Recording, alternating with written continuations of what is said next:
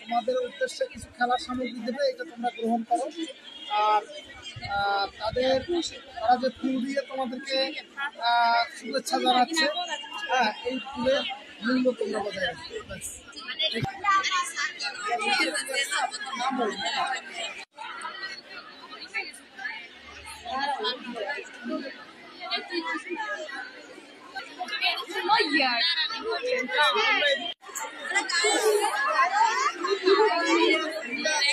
আসসালামু আলাইকুম, বিসমিল্লাহির রহমানির রহিম। বাংলাদেশ জাতীয়তাবাদী ছাত্র দলের প্রতিষ্ঠা গৌরব ঐতিহ্য সংগ্রাম ও সাফল্যের প্রতিষ্ঠাবার্ষিকী উপলক্ষে আজ ৪৬তম প্রতিষ্ঠাবার্ষিকী উপলক্ষে আজ আমরা পিরোজপুরের সকল ছাত্রছাত্রী ভাই বোনদের হাতে তুলে দেব একটি ফুল, একটি কলম এবং শহীদ জিয়ার ১৯ দফা এবং রাষ্ট্র সংস্কারের জন্য জনাব তারেক রহমানের ৩১ দফা। ফুল হলো মানুষের ভালোবাসার প্রতীক। ফুল দিয়ে আমরা এদেশের মানুষের হৃদয়ে জায়গা করে নিব। ফুলের ভালোবাসা দিয়ে আমরা এদেশের মানুষকে হিংসা বিদ্বেষ থেকে একটা সুন্দর সমাজ ব্যবস্থা গড়ে ওঠার জন্য একত্রিত করা, এরকম একটা মনোভাব সৃষ্টি হবে।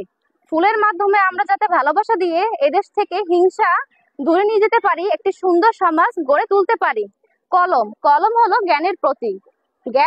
রাজনৈতিক ক্ষমতায়নে জ্ঞান অন্বেষণের জন্য থাকা সকল ব্যক্তিদের জ্ঞান অন্বেষণ করতে হবে এবং জ্ঞান অন্বেষণে থাকা সকল ব্যক্তিদের রাজনৈতিক ক্ষমতায়নে আসতে হবে সামাজিক মুক্তির জন্য। ১৯ দফা হলো শহীদ জিয়া। ১৯ দফার মাধ্যমে শহীদ জিয়া এদেশের প্রতিটি মানুষকে একটি পরিবার ভাবতে শিখিয়েছে। আমরা যদি ১৯ দফার আদর্শ বুকে ধারণ করে নিতে পারি, তাহলে আমরা বিশ্বাস করি আগামী একটি সুন্দর বাংলাদেশ গড়তে আমরা পারবো।